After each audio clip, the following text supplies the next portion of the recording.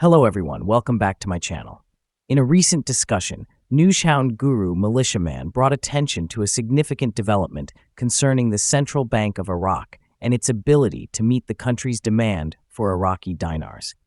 A noteworthy article was quoted where it was mentioned that the central bank may find itself in a position where it must increase the issued monetary mass to satisfy the needs within Iraq. This statement is particularly intriguing because it specifically references the Iraqi dinar rather than US dollars or any other foreign currency. So, why is there a growing need for more Iraqi dinars, and what does this imply about the economic and monetary strategies being employed in Iraq? Let's take a step back and explore the context behind this development. Iraq has been undergoing significant changes in its monetary policy over the past several years. One of the most important strategies employed by the central bank has been the gradual transition from a cash-heavy economy to one that is more reliant on electronic forms of payment. This shift is part of a broader global trend towards digitization, which aims to increase financial inclusion, reduce corruption, and streamline monetary transactions.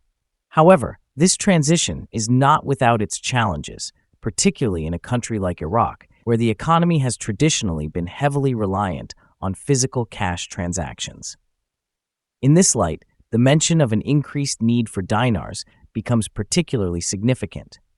It suggests that despite the central bank's efforts to absorb cash from the economy, there remains a strong demand for physical currency. This might seem counterintuitive at first, especially considering the bank's recent efforts to encourage electronic transactions. But there are several factors that could be driving this demand for dinars. Firstly, Iraq has been actively withdrawing large-denomination banknotes, such as the 25,000 dinar notes, from circulation. This process involves collecting these notes and crediting the equivalent amounts electronically onto cards, which are then used by citizens for transactions. By doing so, the central bank is effectively reducing the amount of physical cash in the economy, while simultaneously encouraging the use of electronic money. However, this does not necessarily eliminate the demand for cash altogether. In fact, the absorption of these large denomination notes could be leading to a situation where there is a greater need for smaller denomination dinar notes, particularly for day-to-day transactions.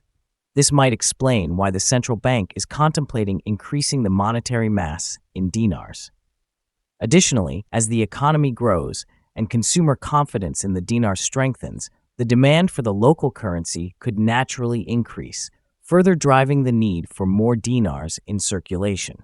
Another aspect to consider is the central bank's ongoing efforts to stabilize the dinar and maintain its value against other currencies. By carefully managing the supply of dinars, the central bank can exert greater control over inflation and ensure that the currency remains stable.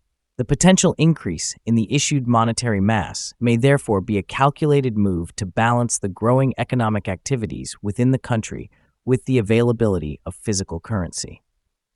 In conclusion, the central bank's possible need to issue more dinars is a reflection of Iraq's evolving monetary landscape. It highlights the complex interplay between cash absorption, electronic payment adoption, and the ongoing demand for physical currency in a transitioning economy. As Iraq continues to modernize its financial system, it will be interesting to see how the central bank manages these challenges and what impact this will have on the broader economy. Stay tuned as we continue to monitor these developments and provide updates on what they mean for Iraq's financial future.